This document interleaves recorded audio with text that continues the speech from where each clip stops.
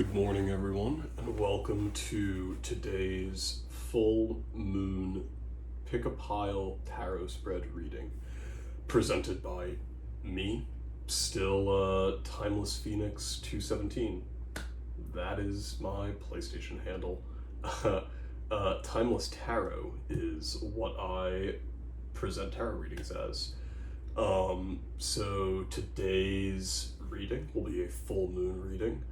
Full moons are one of the best times to let go of things, to release. So today's reading is going to be an exploration about what we can let go of that is no longer serving us.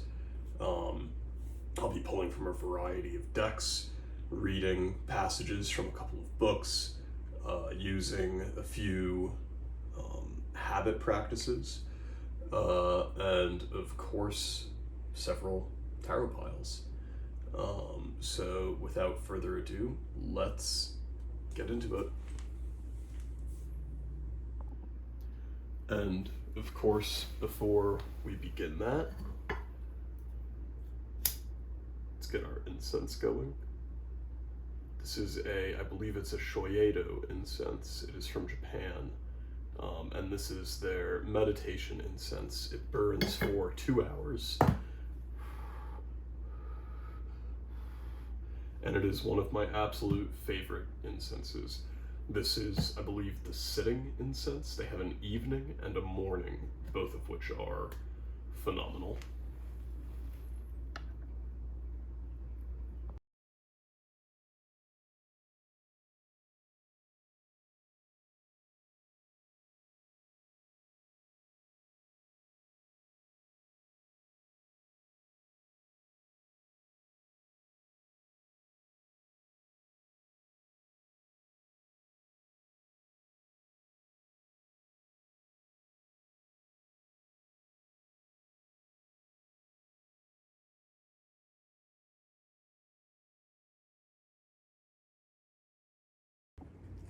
All right, everyone, it is time to choose your piles.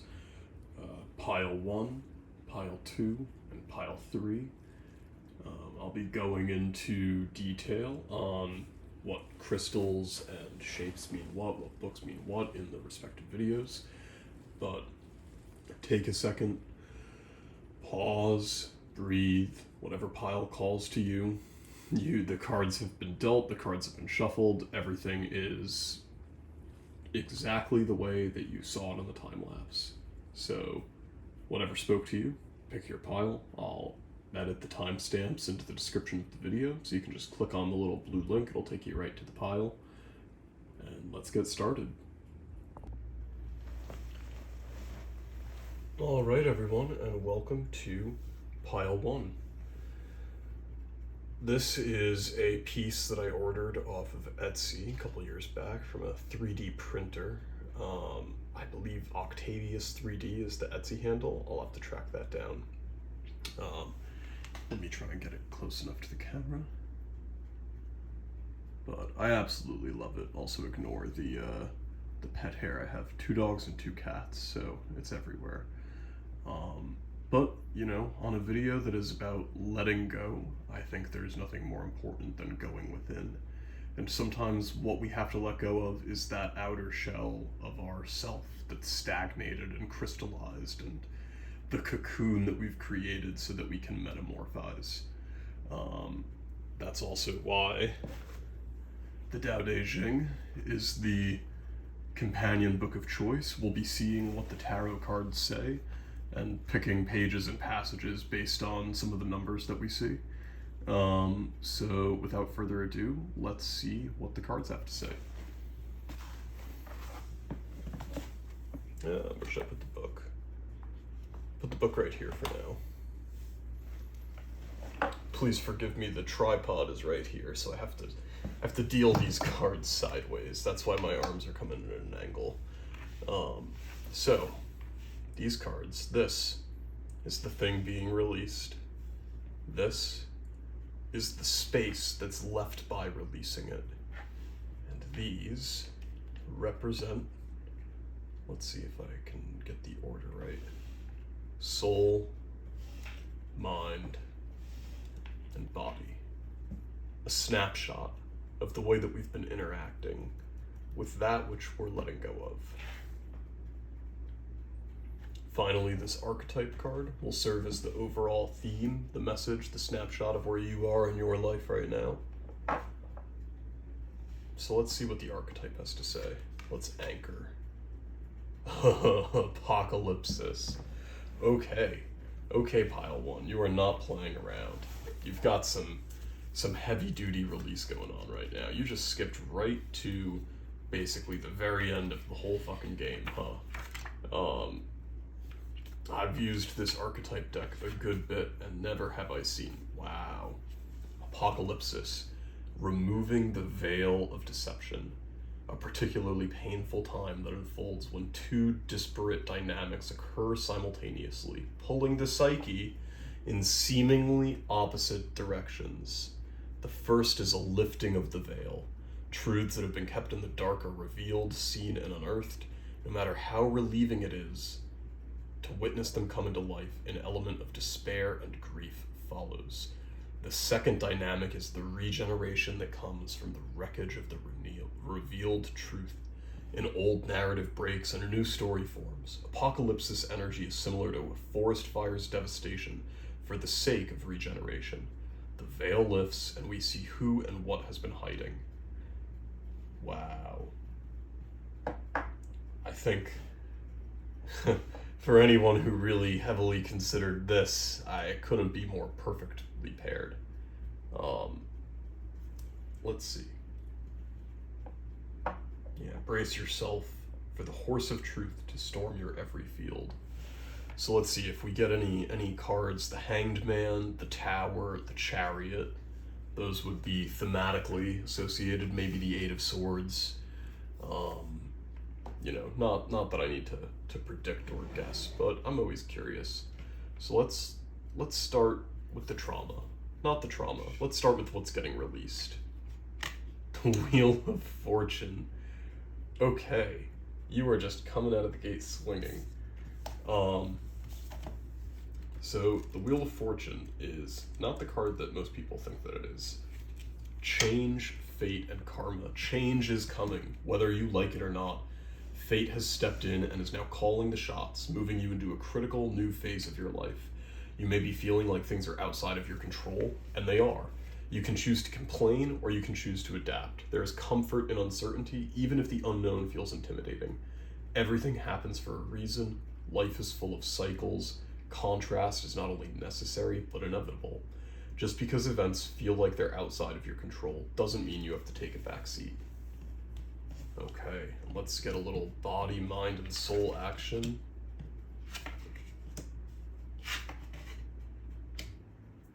Finally, what's left over in this space? Let's just do the rest of it. The Hanged Man. Didn't I call that? Wow. Look at you. This is a powerful reading, pile one. We talked about what to let go of, and the universe really stepped in and said, let go of fucking everything. I think this is less about a specific event or person in your life. I think this is about you, pile one, as clearly as can be. I mean, this is a card of internal archetypes. The Apocalypse card, this pulls from the end. The way that this archetype deck is set up is that there are 4 different types of cards, I believe. The selves, the places, the tools, and the initiations. That's right, an apocalypsis is one of the initiations, and these initiations are universal constants, but they're universal in the sense that they apply to every aspect of you. Whereas, you know, when you look at, for example, the selves in this deck, the mother, the father, the starborn, the poet, the hunter, the queen, the crone, the shapeshifter, the lover, we all have all of these selves inside of us. But these initiations, they cover everything. And so this is saying you have to let go of everything, and this is saying you really need to let go. And I think that what grows out of the space that you're releasing from is that inner self. And if you look at what this shows here, I mean, I genuinely can't remember how I dealt these cards, so there's a good chance that these are meant to be reversed. But even if you look at it the way that it is right now, the Ten of Pentacles and the Ace of Pentacles, you have an unlimited source of abundance within you. Your soul trickles out and affects the material world. And nothing, okay, so this is the right order, and I'll tell you why. Because when we are in this Ten of Pentacles space, when we have all of the abundance that we need, when we have everything in our lives, everything is perfect, it can be so scary to let go when things are going well. And when things are going poorly, it can be even scarier to let go, because when things are going poorly, when you're depressed, when you're anxious, when you're financially struggling, when your health is failing, oh my God, letting go of the few things that we have left is fucking terrifying. But what this is saying is that that source of energy is within you. It's not in the material world. The material world is just a reflection of what you have going on the inside. We see this outer shell, but without this inner space, there's nothing here. These would just be two halves, nothing connecting them. And it's a constant emergent process. It's a fractal. Think of any Adult Swim video you've ever seen at 3 a.m. where it zooms in like a kaleidoscope. In another cycle, whether that's a week, a month, a day, a year, 10 years, a lifetime, another inner self will reveal itself and the outer self will have to fall away. And that's what this card, is really speaking to. It's that releasing. So LXXIV, 2 X's here. Very nice. But let's take a look at what page in the book this is saying. So I believe this is card 74. So let's go to page 74. If people do not fear death, how can you threaten them with death? But if people with a normal fear of death are about to do something vicious, and I could seize and execute them, who would dare? Shu Khan. There is always an official executioner trying to take the executioner's place. Is like trying to replace a master woodworker. Few would not slice their own hands. If people do not fear death, how can you threaten them with death?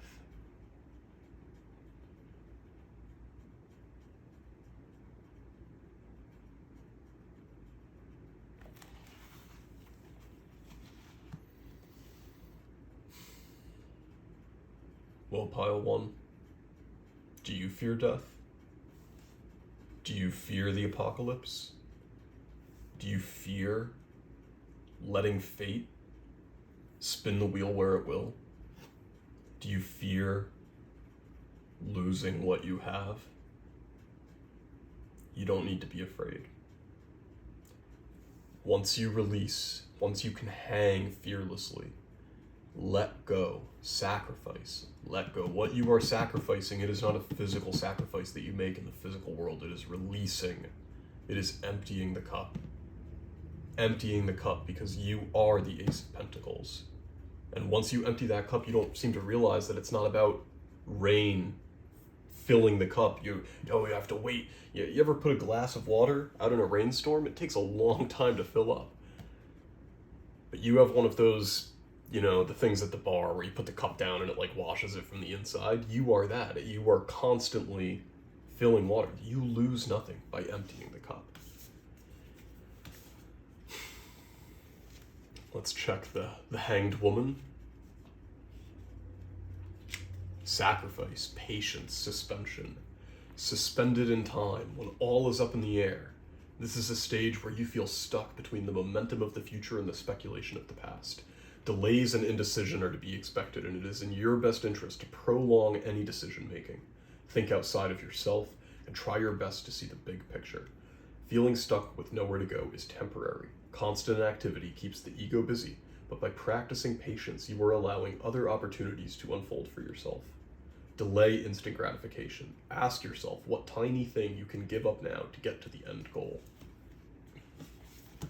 And then let's check on the mind, because you're sitting here right now, And some part of you is filtering everything on the left and everything on the right, but also everything I'm saying and everything you're thinking is being filtered through the mind. And you can see that. You can see his arms are crossed. He has nowhere to go. You ever try standing up with your arms folded across yourself? It's hard.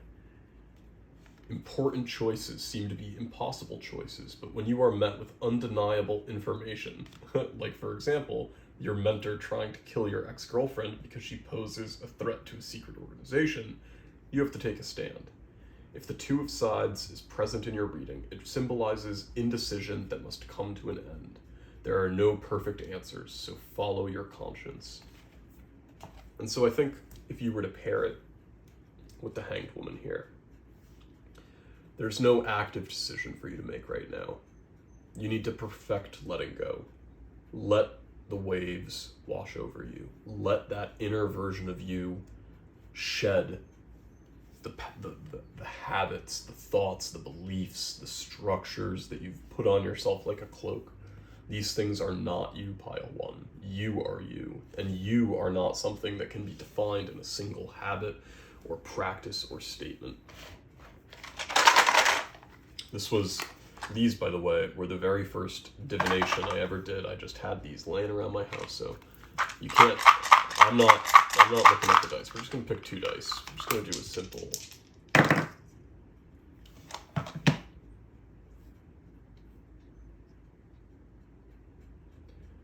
The house and the bee. You know, there's a million ways to interpret these. One of the nice things about open-ended symbolism, and unlike the tarot, these don't come with any instructions.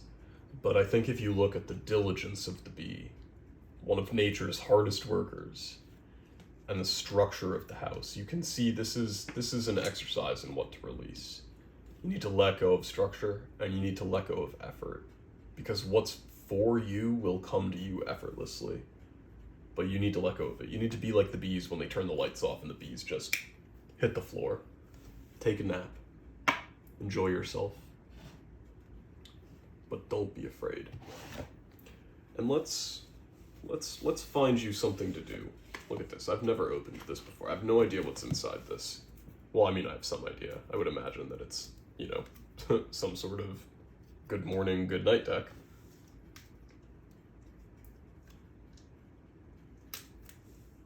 Sorry, don't mind me while I use my teeth.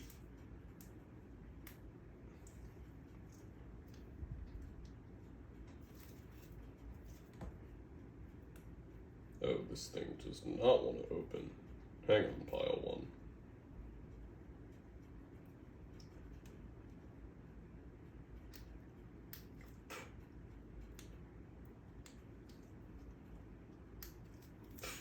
Pretty sure the Hanged Woman said patience, so bear with me.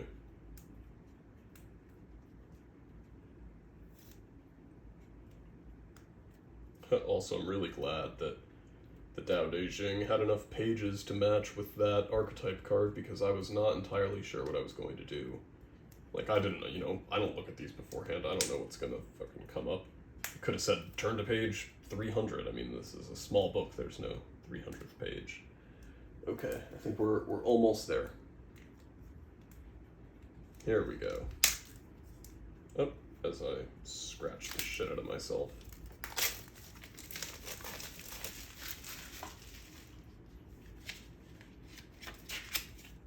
Good morning, good night. We all need a little bit of inspiration to start and end our days. So Pile 1, let's find something. You know what, Pile 1? You're going to be the first card in the deck. Untangle your mind. Set a timer for 2 minutes, grab a piece of paper, and write whatever comes to mind as the clock counts down. That's right, freestyle. No prompt, no rules. It's time to unravel the thoughts cluttering your headspace. By putting them on paper, no matter how silly they seem, you're giving them a chance to be transformed into actionable to-dos. It's like unpacking a suitcase after a long trip. Give yourself space to organize your thoughts and take note of anything that stands out. So I think this is a really great way to let go, to give yourself that voice, to even alert yourself as to what needs to be released. And for the nighttime, get upside down. Get fucked, Pile 1. Look at that. are you between this and the Dao De Jing and now? Oh, you just watched me pull. I had no idea this was the back of. Okay, I love reading tarot. It's moments like these, and especially on a full moon. But get upside down. Spend some time upside down. I hope you can read that. Lengthen your inhales and your exhales and relax. So pile one, whenever you're reading this, because this is a timeless message, even if it's a full moon now, the energy of this card will read, even if it's a waning crescent by the time this gets to you. Maybe it's a new moon. But whatever it is, this energy is emanating for you. So for your morning, for whatever amount of time feels right as you make your way through the apocalypse, set a 2-minute timer and dump all your thoughts onto the page and just release. And then at night, get upside down. Because you know what? If the world ends, if everything is over, if your world ends. All right, pile 2. Let's get to it. So this is a potent symbol of both protection but also integration. And if you were drawn to this pile, I think that just puts you automatically in a less chaotic place, perhaps. I think internally, pile 1 was a card of internal conflict, internal release. And I think you're used to the cold water pile 2. I don't think you're fighting yourself on this one. I think this is going to be just... my intuition is saying that this might point to something external to you that has drawn you to this this pile today. So if that brief description was more off-putting than whatever intuition drew you here, well, don't let me make you change your mind, pile 2. You are exactly where you need to be. So let's start with the archetype. I love the Kim Cran's archetypes deck. Let's see where you're at in your life right now. What's the overall vibe at this moment? The King. And look at that. Look at that. This card even has a spot to hold your little stone. That's beautiful. The King. What a see, and that's as I said, you are the kingdom of you. Let me roll that back for a second. You are the kingdom, and that part of you that sits in the center of your mind, the part of you that sits right here and rules and sees over all and feels all your feelings and smells all of the smells and touches and tastes and feels, that's the king. That's that in the you can't see what I'm doing. Well, I mean, you can see what I'm doing, but that's not clear at all. Inside the Eye of Ra, if you take the Eye of Horus or the Eye of Ra and you superimpose it over the brain, that it's not the medulla oblongata. There is an aspect of your brain, the pineal gland, thank you, that rules over all, that science considers, potentially to be the seat of consciousness. I believe that it is the seat of consciousness. We'll see if that is shown one way or another, but let's see what the king has to say. Where are you at right now? The ruler, the commander, the emperor. If our lives are imagined as a kingdom containing the entire spectrum of human experience, the king presides over it all. Through the lens of the king, we assess the state of our land, make decisions, and rule accordingly. Therefore, the king must be thoroughly and regularly vetted so as to avoid corruption. Recognize the dual nature of the king. He is either seated in benevolence and strength, guiding you towards peace, or he is oppressing the weak out of a need to control. There is not much middle ground. Some think of the king as the ultimate expression of the ego, yet the great kings of mythology and history serve from an egoless place. They take their throne with grace and humility, knowing the divine uses them as a channel to heal deep and long-standing discrepancies in the kingdom. The king is necessary, a bridge between the eternal and the day-to-day, between soul and body. It is also said that it is necessary for the king to die.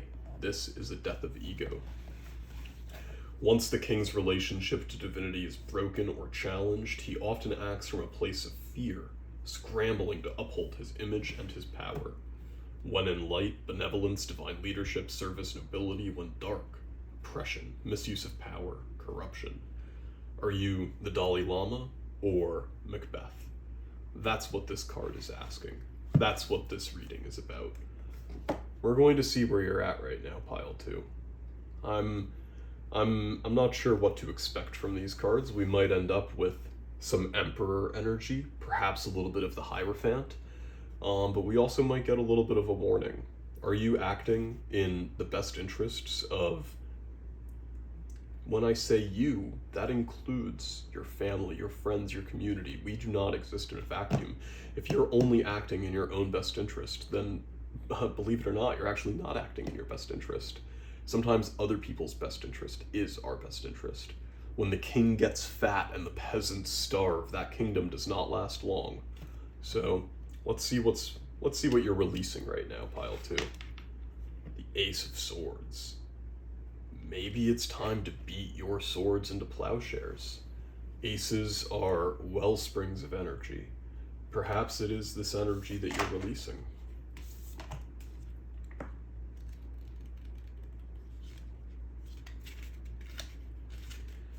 Clarity, pure power, breakthrough, cutting straight through the bullshit. The Ace of Swords delivers truth and clarity. Your potential is at an all-time high, claiming your personal power. You're able to cut through the noise and clearly see the path you want to take. Your mind is razor sharp and able to handle any task that comes your way. After experiencing mental blocks, you are now at the point of breakthrough. With your experiences, you're armed with a new worldview and a perspective which allows you to access your creativity in a strategic way. Truth seeker, fighter of justice, sharp intellect. With great power comes great responsibility. Okay, pile 2. This is a good reading. This is going to be good for you. Without seeing the other 4 cards and only speculating on what these 2 cards are interacting with, the scope of this reading being what needs to be released. I think you can release your fear. Pile 1 had to release their fear for very different reasons. But you're releasing your fear here not because everything is awful and you need to stop being afraid, but you can release your fear of making mistakes. Yes, you have great power, but responsibility isn't really something that you can turn on or off. If you're responsible, you will stay awake at night thinking about the things that you haven't done. You'll have anxiety when you leave the house thinking, oh my god, did I close the door? Did the cats get out? It's okay, pile 2. You are ruling your kingdom fairly. You are treating yourself well. And it is okay to know that you can let things go. Now, that doesn't mean check out, but it means that perhaps you can leave the palace. The city won't fall apart if you take a break. Maybe what needs to be released isn't the power, but the expectation that you need to hold that sword even when you sleep. And when we look at the other 3 cards, 7 of Pentacles, yup, 5 of Sides, wow, okay, 4 of Pentacles. And let's see, what's gonna grow? What's gonna grow? Once we release this, what's gonna grow in its place? The 3 of Wands. Yeah, everything is good. Everything is good, but I don't think you see it that way. I think you're looking for problems. When we examine, well, first let's see what's gonna grow in its place. Let's look at the end goal, and then we'll take a look at the process, because when we look at body, mind, and soul, that's gonna tell us how you get here. But we started here, so let's see what happens here. Persistence, anticipation, and progression. Luck is what happens when preparation meets opportunity, said Roman philosopher Seneca. As a result of your persistence, you've made steady progress in your endeavors, and you're on your way to your grand vision. Visionary ways lead the pack forward. Take a bird's eye view of your life to anticipate every possible opportunity available to you. This will prepare you for both good and bad news. Following your curiosity has led you on a path to gather unique skills and absorb useful information that can help you expand both outward and inward. This is a time when travel is encouraged. Dive into what lights your soul on fire. Yeah, so I think this is saying what I said with regards to this. When you let go, you open yourself up to luck. When you roll the dice, no matter how foolish you may feel for trusting fate, but when you let go of the wheel for a second, your car's not going to do a 180 and flip you over, down the highway. Now, granted, don't do 180 miles an hour and then let go of the wheel, but sometimes it's okay to just take your hands off, crack your knuckles, take a breath. And when your kingdom is in order the way that yours is, it's not only is it okay, it's necessary. Because when you don't take that break, when you don't open yourself up to opportunity, you actually lose sight of the reason that you have a kingdom in the first place. Let's take a look at these, and again, look at these pentacles balanced by the scythe. Now this is so weird, pile 2, because pile 1 also had a pentacles balanced by a scythe. And that's very interesting. You know what? We're going to look at your mind first. Let's see how you're interpreting much of what I'm saying. Yeah, look at this. The Five of Scythes is the true double-edged sword. You might recently have been the victor in a battle, but you don't feel good about how you won. Harsh words, low blows, and shifty ethics are making others now question their trust in you. You can't take back what happened, but you can apologize and make amends. And let's, the reversed meaning, I don't have this card set for reversed right now, but when we read how it can be reversed, it means you're ready to truly put the past in your rear view, hightail it to the future. But first, you need to be willing to let go of resentments, kiss grudges goodbye, and repair whatever has been damaged. So, I think that you can choose to flip this card, pile 2. I think you can choose to leave things behind you. I think you can choose to drive off into the sunset. But you have to be willing to let go of past mistakes. You have to be willing to let go of a time where you held onto this sword so tightly that your hands bled. Because you don't need to anymore. No one will die if you let go for a second. They would have in the past. It was life or death. But it's not life or death anymore. And you need to treat yourself. Not only treat yourself, you need to show yourself that it is no longer life and death by letting go of the things that made you a great warrior king. You weren't just a king, you were a warrior king. And now it's time to become a philosopher king. That's why Seneca is quoted in literally this card. Seven of Pentacles, the body, the physical world. Between managing her family, saving the world, and paying the bills, it can be hard for Buffy to find time to make sure her goals are aligned with her actions. The Seven of Pentacles interrupts your regularly scheduled programming to suggest you make time for a little guidance counseling. Are your efforts bringing you closer to your long-term objectives? Are you putting your energy into the right things? If not, kick the attention suckers to the curb and reclaim your time. So this is just more of the same. And you know what? This is going to tell us almost the same exact thing. It's going to tell you that you have everything that you need within you. It's going to tell you that you can create that kingdom wherever you go. And even when you leave home and go on vacation and you lock the doors, that house remains home, but home is also what you bring with you. It's two parts. Both things are true. The kingdom exists without the king, but the king carries the kingdom with him everywhere. And this card is saying that you need to reevaluate your smaller actions, that you need to let go of this duty that you've put on yourself and move towards a future that carries you into a brighter tomorrow. When we look at the Four of Pentacles, the Four of Pentacles finds you being a bit of an Anya. More important things in life than money, especially if it's causing you to live in a state of perceived scarcity. If you're always seeking to gain more, you might find it challenging to appreciate what you already have. The more balance between saving and spending, the more freedom you'll enjoy to being newly human and strangely literal. So, there's no need to be miserly with your energy. And let's examine, let's take a look in here.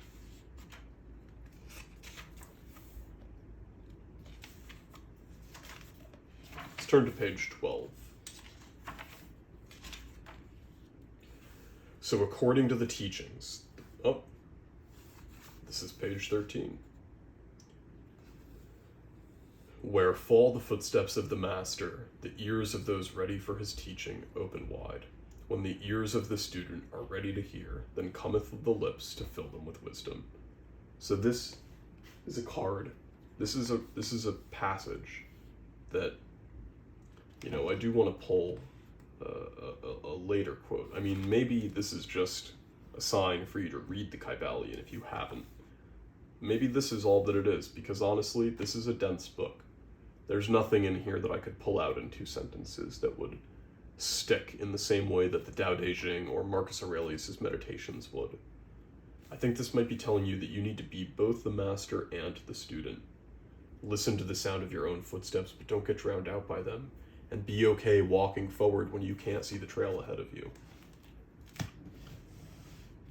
We'll do a little dice roll, a little clarity.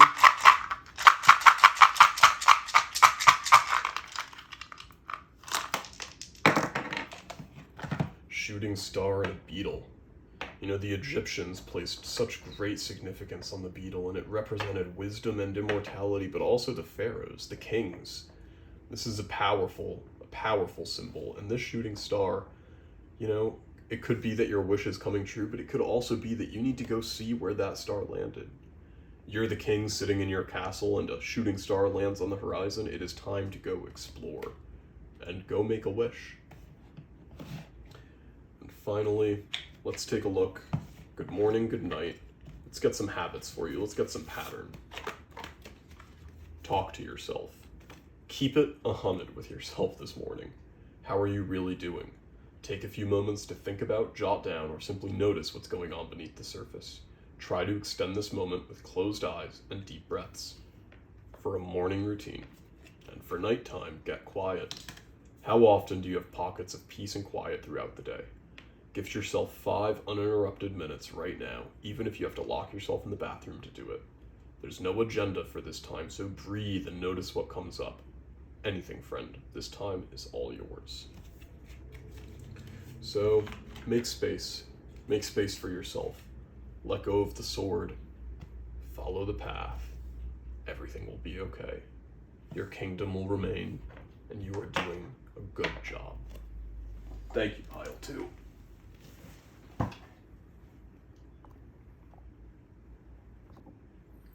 All right, Pile 3. If you picked this deck, could mean one of 3 things. You really like Marcus Aurelius' meditation, you really like the number 3, or you were drawn to this totem. And unlike Pile 1's totem, this is not a card of emergence, this is a card of integration, but also discordance. Because all of these heads might comprise one single head, but at the same time, they represent not a duality, not something nice and easy that you can just split apart. There's a lot going on here. And Pile 3, you might have the hardest time of anyone, even Pile 1. Pile 1 they had their work cut out for them. But I think you might have some not clear answers. This might not be a comprehensive reading. This might just be a starting point for you. But I think that's okay. I hope you think that's okay too. So let's find out what's in store for you. We'll start with the archetype. We'll move onto that which you need to release. That which will grow in the space that you release it from. And your soul, your mind, and your body as a conduit for the energy that is passing through you. So, what is the archetype? The eternal child. Oh, Pile 3, have you given yourself a hug lately? This makes it seem like you need a hug. I want to give you a hug. But you know, only if you're not off-put by that. The inner child, the child of joy. The eternal child is connected to the timeless, ageless, and infinite aspects of life, radiant and fearless, and it seeks joy above all else and at any cost. It struggles being bound in an aging body with physical limitations in a world that demands attention to detail and logistics. The eternal child wants to nix rules and responsibilities and go beyond what others say is possible. It wants to return with plenty of friends to the land of the free, where divine wine and creativity pour from the earth and sky. We all want to sip from the well of eternal youth, and this makes the eternal child naturally popular, perhaps even famous. The eternal child glimmers. It reminds us of what is possible, what is magical about this precious life.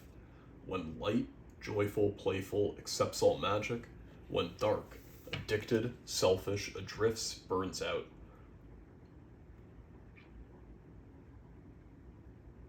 This is based on their celebrity culture, is based heavily on this archetype, as is the phrase live hard, die young.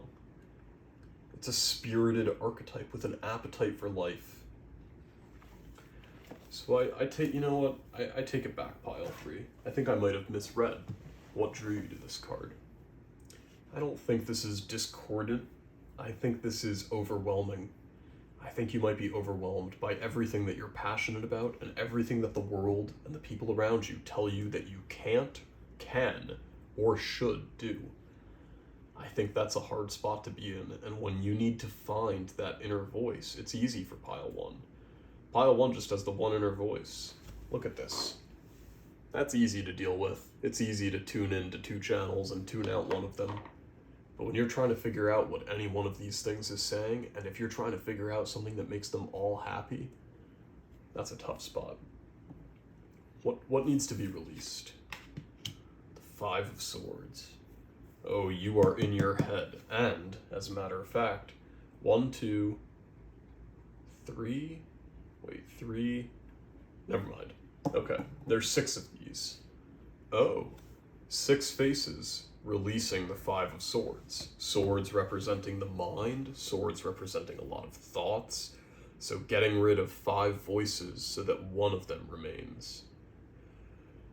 This is also a card of inner conflict and turmoil, of being your own worst enemy. And I think that when you release some of these inner issues, well, let's see. Self-interest, conquest, survival mode. What's the point of winning when you have no one to share your successes with? Even though you may have won the argument, you're in danger of losing your relationships and reputation. Constant state of conquest, the need to be right is inflating your ego. Achievements are met with resentment instead of the acknowledgement that you secretly desire.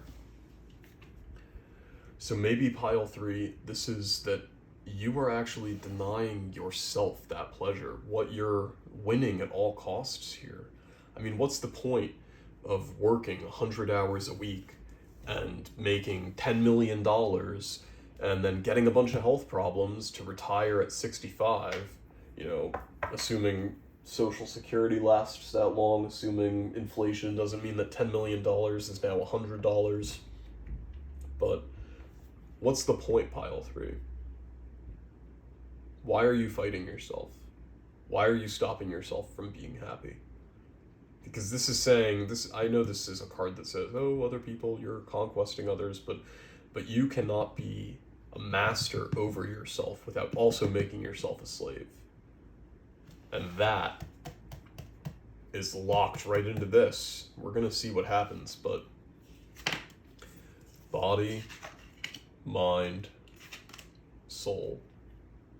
Yeah.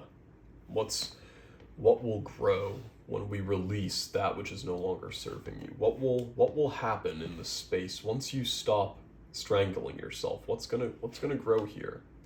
The 2 of Wands.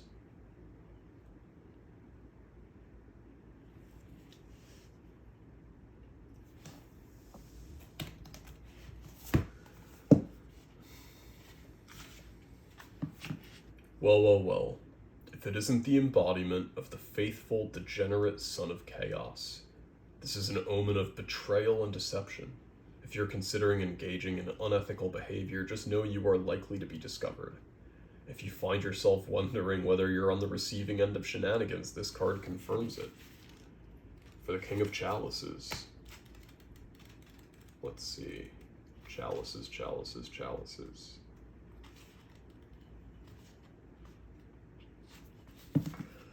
To forgive is an act of compassion, and no one knows that better than Rupert Giles.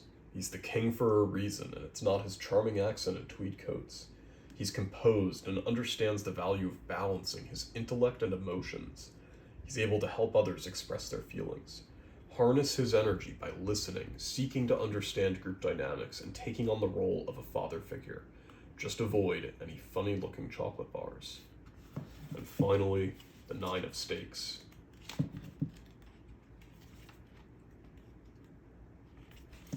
Being brave and heroic sounds great, but what about when you're getting your butt kicked left, right, and center? This card finds you recoiling from a punch to the face, bruised and weary, but still fighting. When this card appears, it means your courage is being tested, but guess what? You have a secret weapon. The people on your side surrounding you with love and support, so keep swinging, because you are one hit away from defeating your enemy. Wow. Pile 3. I don't know if you have seen Buffy the Vampire Slayer. This is what this deck is from. It's from a TV show that ran in the late 90s through the early 2000s by Joss Whedon, who turns out is kind of a piece of shit, but the show is good. And if you are unfamiliar with the show, then let me just tell you that to get these 3 cards is pretty remarkable. The relationship between Giles and Ethan Rayne, his childhood friend turned nemesis, and Spike, his nemesis turned friend. Friend might be a strong word. I mean, they believe they're father and son at one point, but that's a good episode. If you would, somewhere, it's the episode immediately after Once More with Feeling. Anyway, I digress. This is saying that you have to forgive. This isn't, look, forget what this said about betrayal, deception, letting people down. This is about you.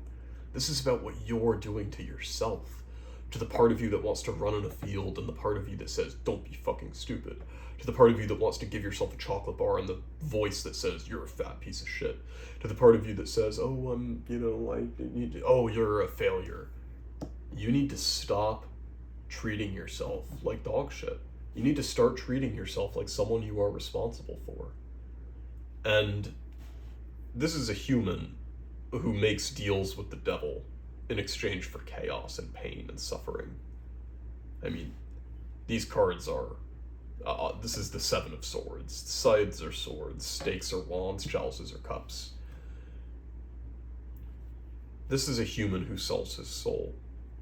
This is a vampire who fights for his. And this is the man who walked a path that could have gone poorly if he had been more jaded, more callous. He would have not come out the Giles we know and love. But no. He forgives. He learns. He laughs. He loves. And that's what you need to do for yourself, because when you are at your darkest, when you are in that cave, when you are fighting and you feel like, oh man, wouldn't it be so much easier to just sacrifice that inner child, just make a run for it, just make a break for it? No. Because once you sacrifice that inner child, there's no point in fighting at all. You've lost. That's parents eating their own children to survive. At what cost? You know, I try to be supportive, pile 3. I try to be supportive in these readings. I'm never trying to judge people. But as I tell my friends, if I have friends, and sometimes one of my friends will go, oh, I just feel so fat, oh, I just feel this or that, and I'll tell them, and I'm serious when I say it, don't fucking talk about my friend like that. Don't fucking talk, and it doesn't matter that they're the one saying it, they're my friend. My friend includes that inner child, that inner core. So what happens once you let go of this cruelty that you're treating yourself with? Where do you go from here with your soul? Advance, explore prospects. A new world is calling your name, and you are confidently stepping forward. There is an enticing path laid before you, and there's a plan. You have a plan to take action, but you're forced to leave your comfort zone, to venture off into unfamiliar territory. The big picture is clear, and you know what you're capable of. Bold and fearless, step into your own personal power as you enable others to do the same. Making the decision to leave the comfort of home is not always easy, but it is necessary for your personal growth. Take risks and have a backup plan. As J.R.R. Tolkien wrote, not all those who wander are lost. And so leaving home is how that inner child grows. And one of the ways that we take care of them, believe it or not, having an inner child and protecting your inner child is not about simply keeping them safe at all costs. It's about making sure they grow up properly. Yeah, ignore the voices. Ignore those inner voices. Get rid of them. And when you are at the end of your life and the scales are being balanced, nothing will weigh more than how your soul has been grown, has been nurtured. How we love ourselves is how we love everyone. And if you treat yourself like shit, I can guarantee you that the way you treat others is not how you think it is. Even people pleasers run out of rope at a certain point. So how are you gonna, what habits, what are you gonna use to move forward? Build balance. I just pulled this right out from the fucking middle. Build balance. Let's do this from the ground up. Find a space you feel comfortable, sliding into a lunge form with your right foot forward, your right knee stacked over your right ankle, and your left knee on the mat. If there's room to scoot your right foot forward, let your hips descend, raise your arms over your head, clasping them together with fingers pointed up, and breathe. Then switch sides. A little bit of yoga. Stretch it out, and then take it back. Start in a lunge position from this morning, and then flip it. With your hands on the floor, straighten your right leg, send your hips back, and let your right toes lift off the mat as you flex your foot. Think about bowing your heart towards your toes. Do you feel the hamstring stretch? Camp out here for a few breaths before switching sides. And so, we might think about it, oh, that's just a lunge, oh, that's just a stretch, but you can't only work your muscles and never work your tendons and ligaments, the things that hold it all together. If you're strong, what's the cost? I'm strong because every day I wake up and I beat the shit out of my inner child. No, pile 3, you can be better than that. This is one of my oldest copies of Meditations, so I do treat my books nicely. This one has just lived in many backpacks. This book has traveled literally thousands of miles. When I hiked the Appalachian Trail, I brought this book with me. So let's go to book 4. Let's go to book 4 and take a look at verse 7. Take away your opinion, and then there is taken away the complaint. I have been harmed. Take away the complaint. I have been harmed, and the harm is taken away. That which does not make a man worse than he was also does not make his life worse, nor does it harm him either from without or from within.